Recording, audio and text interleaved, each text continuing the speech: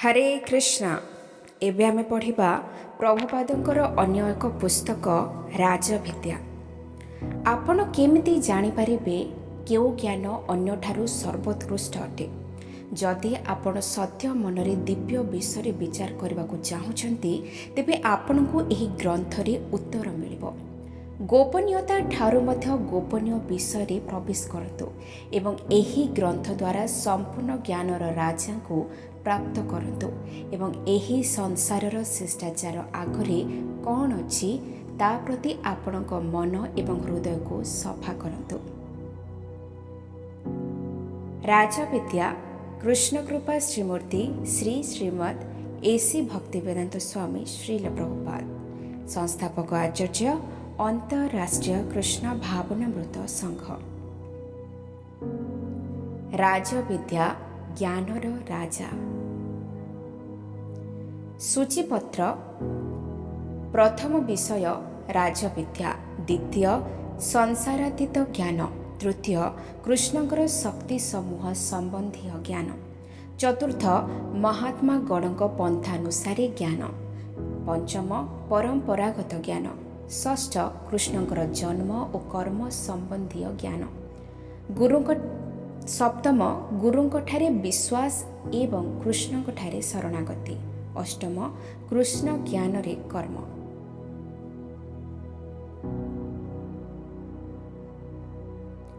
प्रथम विषय राजविद्या।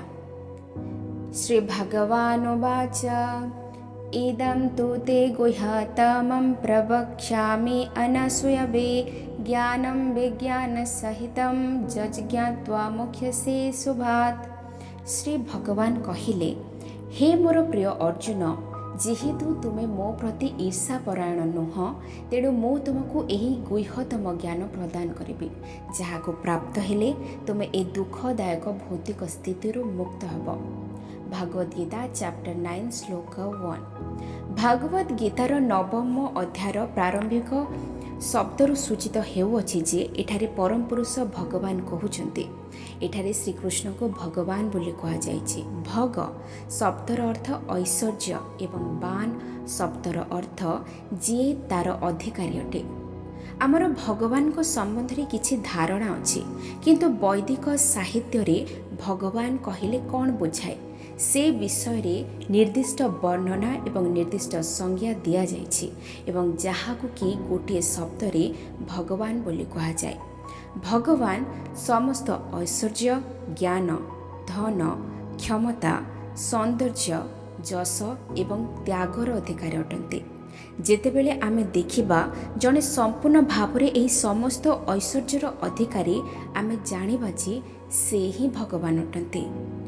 अनेक धनी, ज्ञानी, यशस्वी, सौंदर्यवान एवं क्षमताशील लोक अछंती, किंतु कौनसी व्यक्ति दाबी करि परिबो नाही जे तांकर ए सब पूर्ण मात्रा रे अछि। केवल कृष्णଙ୍କ निकटरे ए सब पूर्ण मात्रा रे अछि बोली से दाबी करि पारंती।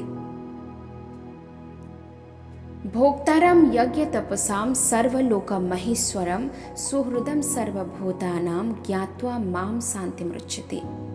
साधु संत महात्मागण मते समस्त यज्ञ कर्म तपस्या और व्रतादिर अंतिम उद्देश्य समस्त लोक और देवता मानकर ईश्वर एवं समस्त जीवर उपकारी और मंगलाकांक्षी बंधु बोली जानी भौतिक दुख जंत्रणारू मुक्त हुई शांति प्राप्त हुअन्ति।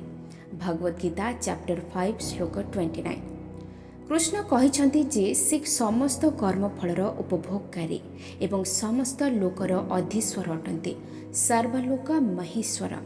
जन व्यक्तिगत भाव में एक विराट भूखंडर अधिकारी होई पारे एवं से तार अधिकार लगी गर्वित होई पारे, किंतु कृष्ण समस्त ग्रह बा लोकर अधीश्वर अटंती। कृष्ण मध्य कहिछन्ति जे से समस्त प्राणी मानकर मंगलाकांक्षी बंधु अटंती, सुहृदम सर्वभूतानां। जेतेबेले जने बुझीपारे जे भगवान ही सबकिछिर अधिकारी, समस्तंकर बंधु एवं समस्त फलर उपभोगकारी अटंती, सेतेबेले से शांति प्राप्त हुए। यह ही प्रकृत शांति अटे। जे पर्यंत जने भावे मो अधिकारी अटे से पर्यंत से शांति पाई परिबो नाही। किए अधिकारी बोली दाबी करबाकू सक्षम अटे। ए केते शह वर्ष पूर्वे लोहित भारतीय मानकु अमेरिका भूमिर अधिकारी बोली धरा जाउथिला। वर्तमान आमे निजको निजे एही अधिकारित्व दाबी करूछु, किंतु 400 किंबा 1000 वर्ष परे आउ केही सेही अधिकार दाबी करिवो। भूमि एठारे अछि एवं आमे एठाकू आसुछु एवं मिछरे निजको एहार अधिकारी बोली दाबी करूछु। एही मिथ्या अधिकारित्व को वेदरे निषेध करा जायछि। श्री ईशोपनिषद कहे जे एही विश्व मध्यरे जहा किछि सजीव बा निर्जीव पदार्थ अछि से सब अधिकारी और नियंत्रणकारी भगवान अटंती। ईशावास्यमिदं सर्वम। एही उक्ति तत्वतः सत्य अटे, किंतु माया मोहित होई आमे भाबुछु जे आमे अधिकारी अटु। प्रकृतरे सबकिछि भगवानଙ୍କର अटे, सुतरां तांको सर्वोत्तम वित्तशाळी बोली मध्य कहा जाए। अवश्य एपरि अनेक लोक अछंती जेउमाने कि निजको भगवान बोली घोषणा करते। उदाहरण स्वरूप भारत रे जे कोनोसी समय एपरि निजको भगवान बोली घोषणा करुथिबा लोक अंततः एक डजन लोक देखा मिले। किंतु जदि तुम सेमाने सबकिछिर मालिक अटंती कि बोली पचारिब, सेमानक पखरे एही प्रश्नर उत्तर बा कष्टकर होई पड़िबो।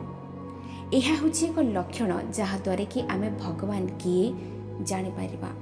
भगवान समस्त पदार्थर अधिकारी अटंती एवं एहीपरि से समस्तଙ୍କ ठारू तथा सबकिछि अपेक्षा अधिक क्षमताशील हेबा उचित।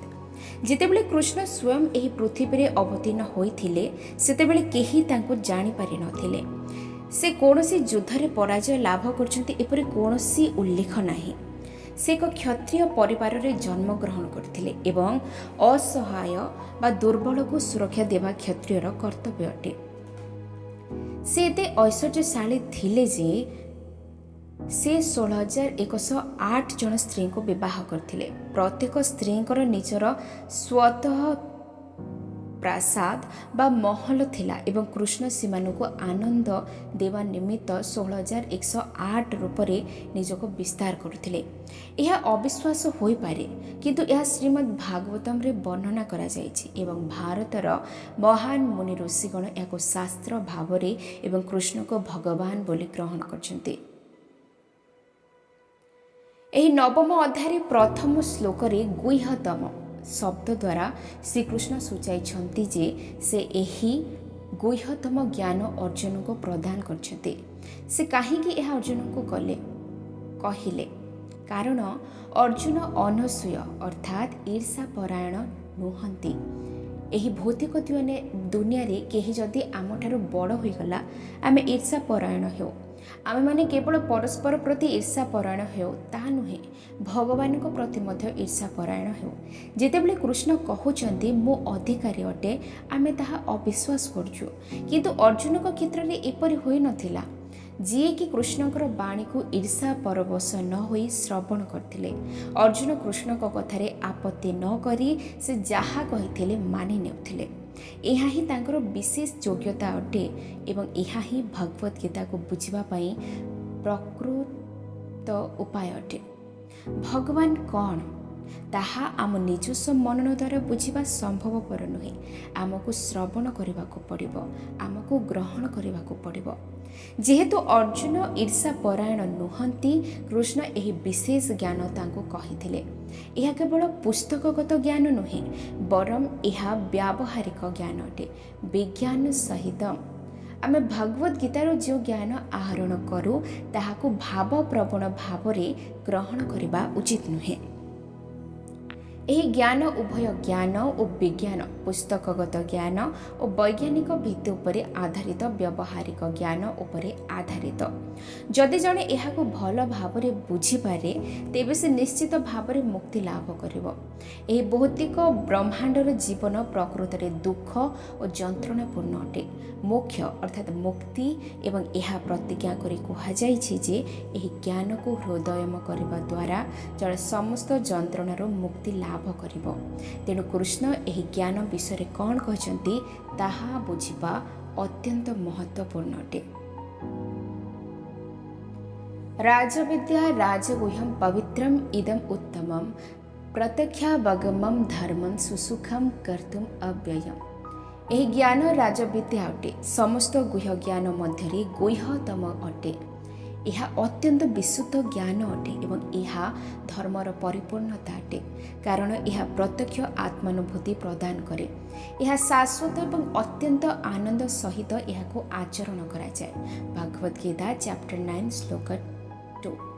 ଭାଗବତ ଗୀତା ଅନୁଯାୟୀ କୃଷ୍ଣ ଚୈତନ୍ୟଶୀଳତା ହେଉଛି ସର୍ବୋଚ୍ଚ ଜ୍ଞାନ, ରାଜବିଦ୍ୟା, ରାଜଗୁହ୍ୟ।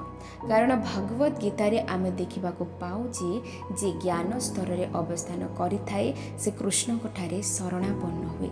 ଯେତେବେଳେ ପର୍ଯ୍ୟନ୍ତ ଆମେ ଭଗବାନଙ୍କୁ କଳ୍ପନା କରିଚାଲୁ କିନ୍ତୁ ଶରଣାପନ୍ନ ନ ହେଉ, ସେତେବେଳେ ପର୍ଯ୍ୟନ୍ତ ଏହା ବୁଝିବାକୁ ହେବ ଯେ ଆମର ଜ୍ଞାନରେ ପୂର୍ଣ୍ଣତା ଲାଭ ହୋଇନାହିଁ। ଜ୍ଞାନରେ ପୂର୍ଣ୍ଣତା ହେଉଛି ବହୁନାମ ଜନ୍ମନାମ ଅନ୍ତେ ଜ୍ଞାନବାନ ମାମ୍ ପ୍ରପଦ୍ୟନ୍ତେ ବାସୁଦେବ ସର୍ବମିତି ସ ମହାତ୍ମା ସୁଦୁର୍ଲଭ। ଯେ ପ୍ରକୃତିରେ ଜ୍ଞାନ ସ୍ତରରେ ଅଛି, ଜ୍ଞାନବାନ, ସେ ବହୁତ ଜନ୍ମ ପରେ ଅର୍ଥାତ୍ ଅନେକ ବାର ଜନ୍ମ ମୃତ୍ୟୁ ଚକ୍ରରେ ଘୂରିଲା ପରେ ମୋତେ ସବୁ କାରଣର କାରଣ ବୋଲି ଜାଣି ମୋର ଶରଣରେ ଆସେ। ଏ ପ୍ରକାର ମହାତ୍ମା ଅତ୍ୟନ୍ତ ଦୁର୍ଲଭ। ଭାଗବତ ଗୀତା ଚାପ୍ଟର 7 ଶ୍ଲୋକ 19। ଯେତେବେଳେ ପର୍ଯ୍ୟନ୍ତ ଆମେ ଶରଣାପନ୍ନ ନ ହୋଇଛୁ, ସେତେବେଳେ ପର୍ଯ୍ୟନ୍ତ ଆମେ ଭଗବାନଙ୍କୁ ବୁଝିପାରିବା ନାହିଁ। ଭଗବାନଙ୍କ ନିକଟରେ ଶରଣାଗତି ଅନେକ ଜନ୍ମ ନେଇପାରେ, କିନ୍ତୁ ଯଦି ଆମେ ଭଗବାନଙ୍କୁ ମହାନ ବୋଲି ମାନି ନେଉ, ତେବେ ତତ୍କ୍ଷଣାତ୍ ତାଙ୍କ ନିକଟରେ ଶରଣାପନ୍ନ ହେବା ସମ୍ଭବ ହେବ।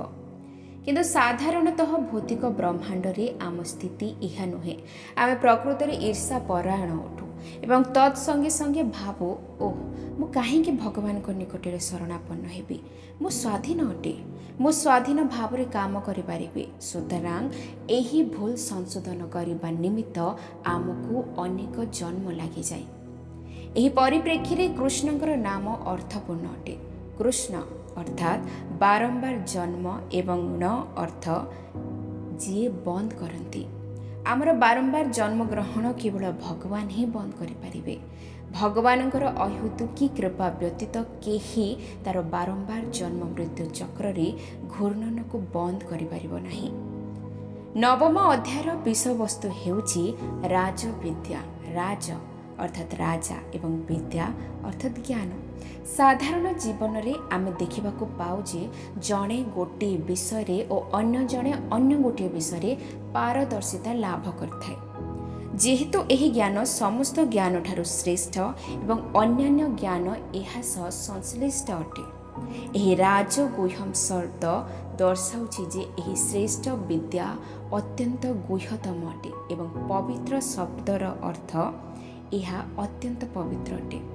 ଏହି ଜ୍ଞାନ ଉତ୍ତମ ମଧ୍ୟ ଅଟେ। ଉଦ୍ ଶବ୍ଦର ଅର୍ଥ ଊର୍ଦ୍ଧ୍ୱକୁ ଯିବା ଏବଂ ତମ ଶବ୍ଦର ଅର୍ଥ ଅନ୍ଧକାର।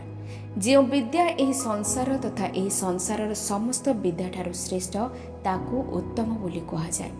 ଏହି ଜ୍ଞାନାଲୋକ ଅଟେ, ଅନ୍ଧକାର ଏହାଠାରୁ ଅଲଗା ଅଟେ। ଯଦି ଜଣେ ଜ୍ଞାନ ପଥକୁ ଅନୁସରଣ କରେ, ସେ ସିଦ୍ଧି ପଥରେ କେତେ ଅଗ୍ରଗତି କରିଛି ସେ ସ୍ୱତଃ ଜାଣିପାରିବ। ପ୍ରତ୍ୟକ୍ଷାବଗମଂ ଧର୍ମମ୍ ସୁସୁଖମ୍ କର୍ତ୍ତୁମ୍ ବୁଝାଏ ଯେ ଏହା ପାଳନ କରିବା ନିମନ୍ତେ ଅତ୍ୟନ୍ତ ସୁଖକର ଓ ଆନନ୍ଦଦାୟକ ଅଟେ ଏବଂ ଅବ୍ୟୟ ଶବ୍ଦ ଦର୍ଶାଏ ଯେ ଏହା ଚିରନ୍ତନ ଅଟେ। ଆମେ ଏହି ଭୌତିକ ଜଗତରେ ବିଦ୍ୟା କିମ୍ବା ଧନ ଲାଗି କାର୍ଯ୍ୟ କରୁ, କିନ୍ତୁ ଏହି ଜିନିଷ ଗୁଡ଼ିକ ଅବ୍ୟୟ ନୁହନ୍ତି। ଯେତେବେଳେ ଏହି ଶରୀର କ୍ଷୟ ହୋଇଯାଏ, ସବୁକିଛି ଶେଷ ହୋଇଯାଏ। ମୃତ୍ୟୁ ସହିତ ଆମର ଶିକ୍ଷା, ପ୍ରଗତିର ଡିଗ୍ରୀ, ବ୍ୟାଙ୍କର ଗଚ୍ଛିତ ଅର୍ଥ, ପରିବାର ସବୁକିଛି ଶେଷ ହୋଇଯାଏ। ଆମେ ଏହି ସଂସାରରେ ଯାହା କରୁନା କାହିଁକି କିଛି ଚିରନ୍ତନ ନୁହେଁ, କିନ୍ତୁ ଏହି ଜ୍ଞାନ ସେପରି ନୁହେଁ। नेहाभिक्रमणासुस्ते प्रत्यवायो न विद्यते स्वल्पम अप्यस्य धर्मस्य त्रायते महतो भयात्। ଏହି ପ୍ରଚେଷ୍ଟାରେ କିଛି ନଷ୍ଟ ହୁଏ ନାହିଁ, ନା କୌଣସି ହାନି ନାହିଁ ଏବଂ ଏହି ମାର୍ଗରେ କିଛି ଅଗ୍ରଗତି କଲେ ବ୍ୟକ୍ତି ଅତି ବିପଜ୍ଜନ ଅବସ୍ଥାରୁ ରକ୍ଷା ପାଇପାରେ। ଭାଗବତ ଗୀତା ଚାପ୍ଟର 2 ଶ୍ଲୋକ 40। କୃଷ୍ଣ ଚେତନାରେ ଜ୍ଞାନ ଏପରି ସିଦ୍ଧିପ୍ରଦ ଯେ ଯଦି ଜଣେ କୃଷ୍ଣ ଚେତନାରେ କର୍ମ କରେ, ଯଦିଓ ସେ ଗୋଟିଏ ଜନ୍ମରେ ସିଦ୍ଧି ଲାଭ କରି ନପାରେ, ତଥାପି ସେ ତା'ର ପର ଜନ୍ମରେ ଯେଉଁଠାରେ ଛାଡ଼ିଥାଏ ସେହିଠାରୁ ଆରମ୍ଭ କରେ। ଅନ୍ୟ ଅର୍ଥରେ କହିବାକୁ ଗଲେ କୃଷ୍ଣ ଚେତନାରେ କାର୍ଯ୍ୟ ଦୀର୍ଘସ୍ଥାୟୀ ଅଟେ। ଅନ୍ୟପକ୍ଷରେ ଭୌତିକ ଯୋଜନା ମାନ ଯଦିଓ ଶରୀର ସହ ସମ୍ପୃକ୍ତ, ତାହା ମୃତ୍ୟୁ ସମୟରେ ଲୋପ ହୋଇଯାଏ। ଜ୍ଞାନ ଯାହା ଉପାଧି ସହ ସମ୍ପୃକ୍ତ ତାହା ଚିରନ୍ତନ ନୁହେଁ। ମୁଁ ଭାବୁଛି ଯେ ମୁଁ ଜଣେ ପୁରୁଷ ଲୋକ କିମ୍ବା ସ୍ତ୍ରୀ ଲୋକ, ଜଣେ ଆମେରିକୀୟ କିମ୍ବା ଜଣେ ଭାରତୀୟ, ଜଣେ ଖ୍ରୀଷ୍ଟିଆନ କିମ୍ବା ଜଣେ ହିନ୍ଦୁ, ଏସବୁ ଉପାଧି ବା ସଂଜ୍ଞା ଶରୀର ସହ ସମ୍ପୃକ୍ତ ଏବଂ ଯେତେବେଳେ ଶରୀର କ୍ଷୟ ହୋଇଯାଏ ଏସବୁ ଶେଷ ହୋଇଯାଏ। ଆମ୍ଭେମାନେ ପ୍ରକୃତରେ ଆତ୍ମା ଅଟୁ। ସୁତରାଂ ଆମର ଆଧ୍ୟାତ୍ମିକ କାର୍ଯ୍ୟକଳାପ ଆମେ ଯେଉଁଆଡ଼େ ଯିବୁ ଆମ ସହିତ ଯିବ। ଶ୍ରୀକୃଷ୍ଣ କହିଛନ୍ତି ଯେ ରାଜବିଦ୍ୟା ମଧ୍ୟ ସୁଖକର ଭାବରେ ସମ୍ପନ୍ନ କରାଯାଏ। ଆମେ ସହଜରେ ଦେଖିପାରିବା ଯେ କୃଷ୍ଣ ଚେତନାରେ କରାଯାଉଥିବା କର୍ମଗୁଡ଼ିକ ଖୁସିରେ ହୋଇଯାଏ।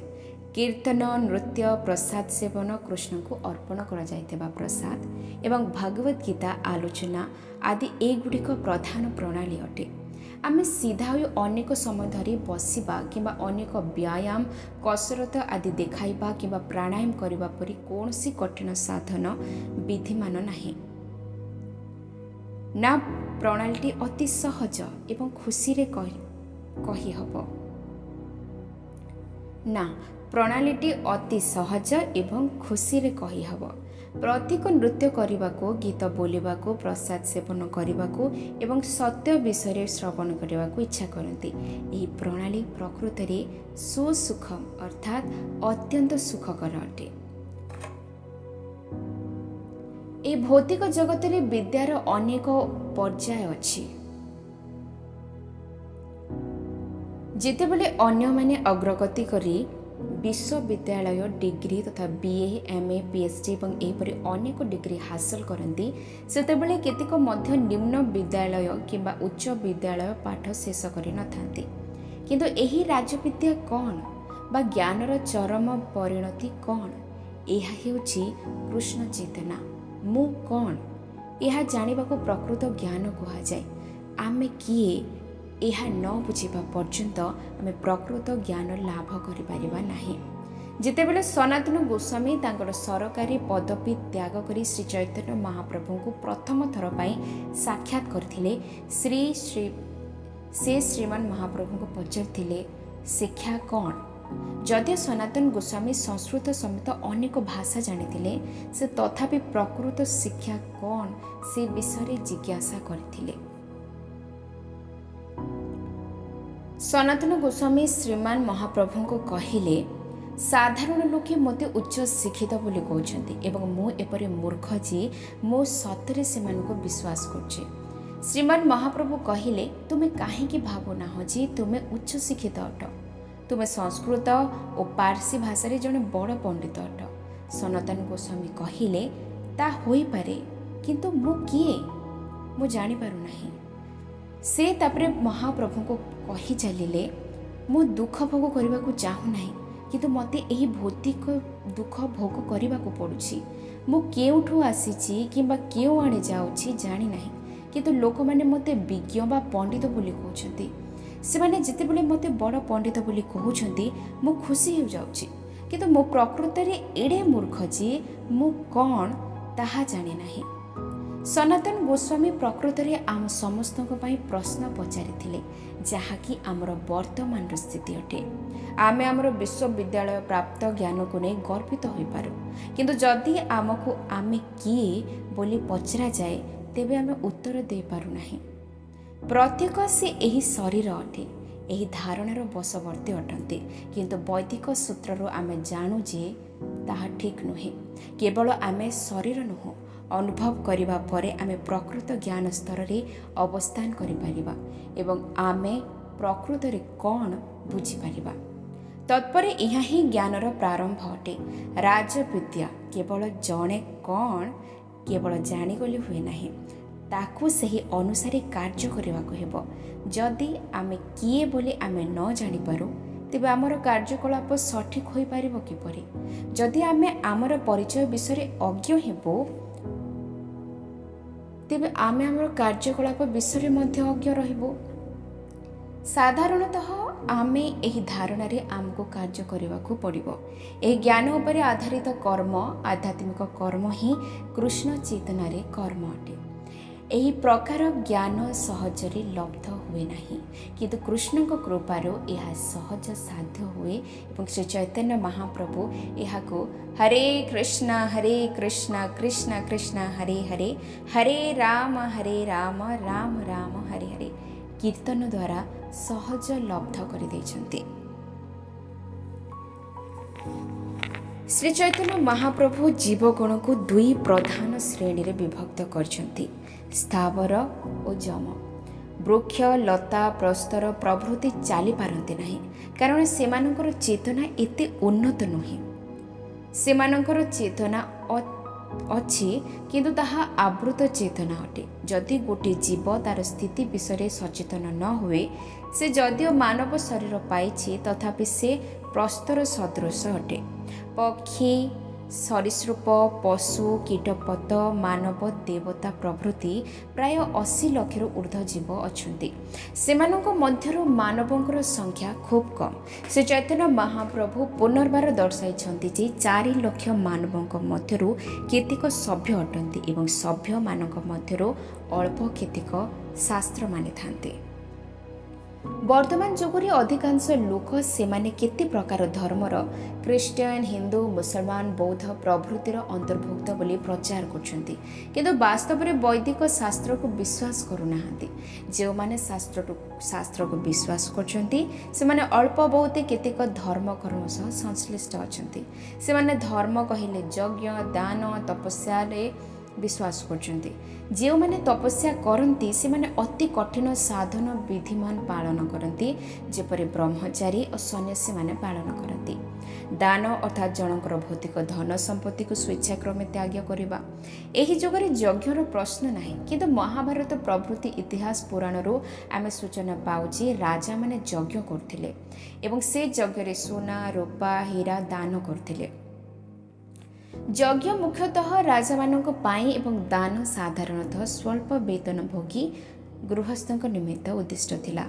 जो माने प्रकृत रे शास्त्र उपरे विश्वास करती एही नियम मानकु केतेक पालन करती, किंतु साधारणतः एही जुगरे लोक माने केवल कोनोसी ना कोनोसी धर्म संस्थार अंतर्भुक्त बोली कहती, किंतु प्रकृत पक्षरे किछि करती नहीं।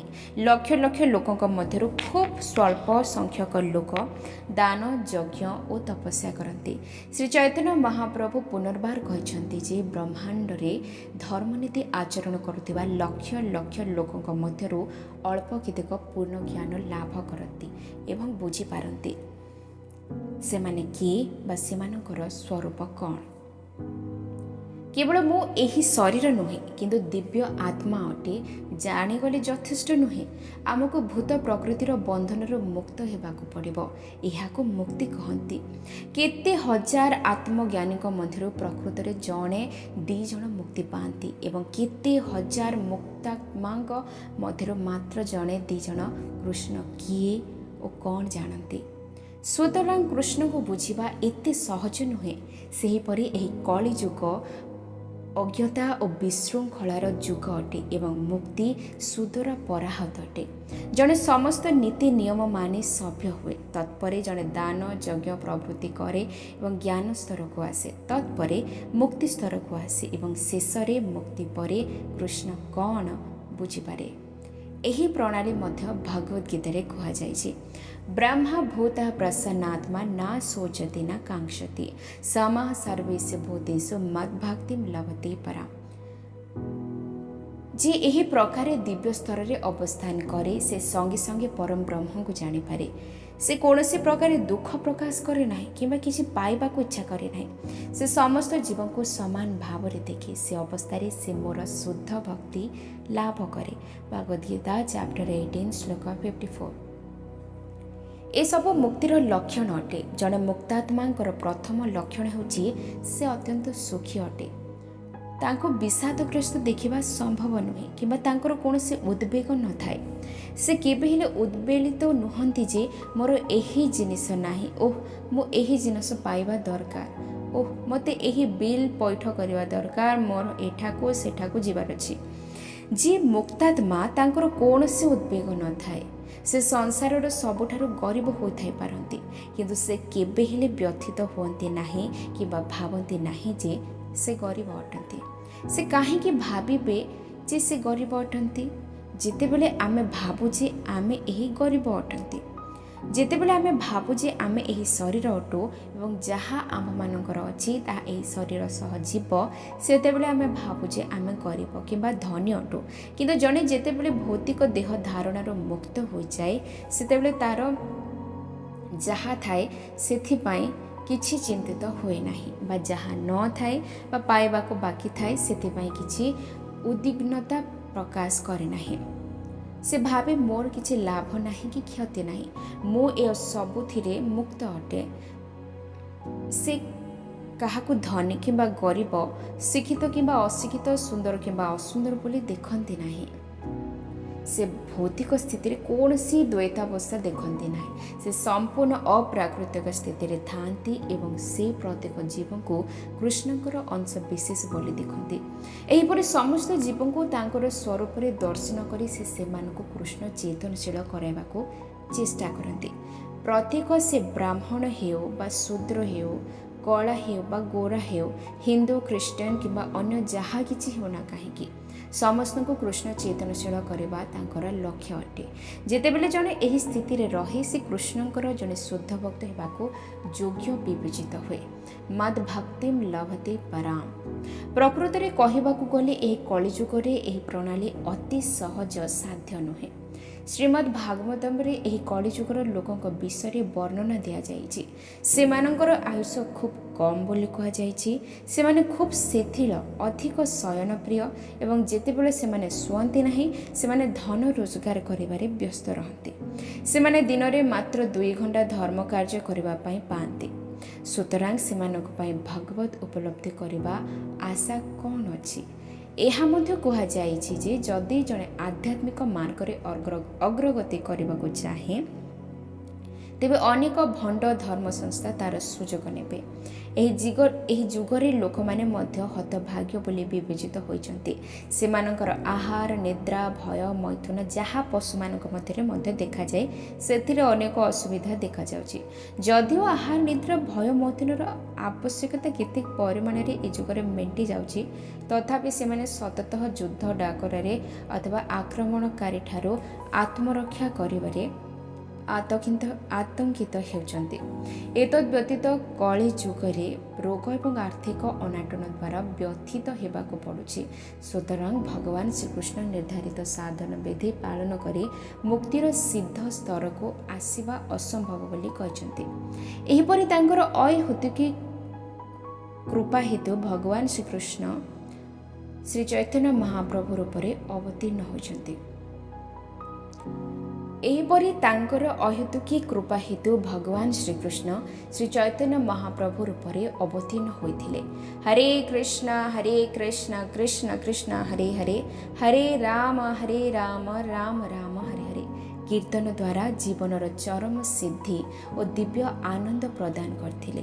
ଏହି କୀର୍ତ୍ତନ ପ୍ରଣାଳୀ ଅତ୍ୟନ୍ତ ବ୍ୟବହାରିକ ଏବଂ ଜଣେ ମୁକ୍ତ ହେଉ ବା ନ ହେଉ କିମ୍ବା ଜଣଙ୍କର ଅବସ୍ଥା ପରମାର୍ଥିକ ଜୀବନ ଲାଗି ଅନୁକୂଳ ହେଉ ବା ପ୍ରତିକୂଳ ହେଉ, ସେଥିରେ କିଛି ଯାଏ ଆସେ ନାହିଁ।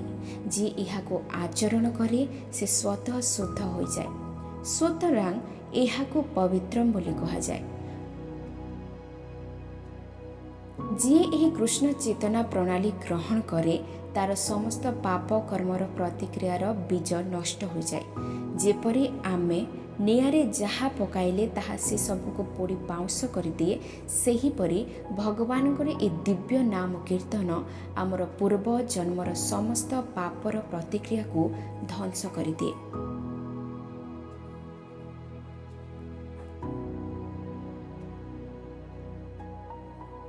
ଆମେ ବୁଝିବା ଉଚିତ ଯେ ଆମର ପାପ କର୍ମ ଯୋଗୁଁ ଆମେ ଦୁଃଖ ପାଉଛୁ ଏବଂ ଆମର ଅଜ୍ଞତାରୁ ଏହି ପାପ କର୍ମ ସବୁ ହେଉଛି।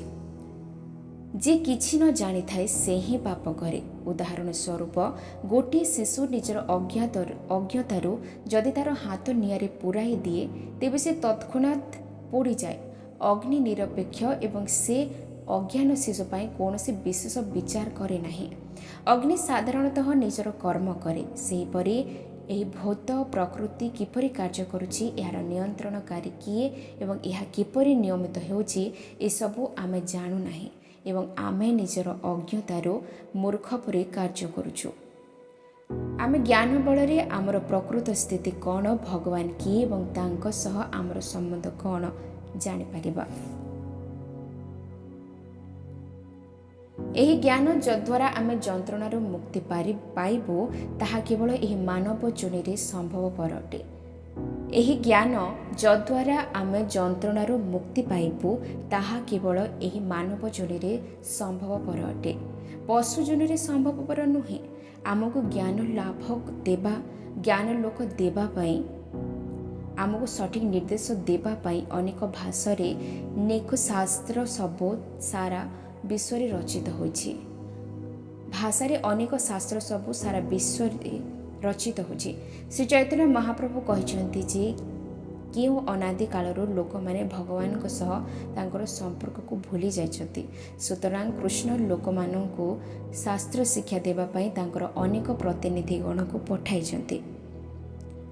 आमे ए सबुर विशेष करी भगवत गीतार जहाँकि आधुनिक जुग पाई एक प्रधान शास्त्रटे सुजोग नेबा उचित। हरे कृष्णा कृष्ण कृष्ण हरे हरे, हरे राम राम राम हरे हरे। जगद्गुरु श्रील प्रभुपाद की जय।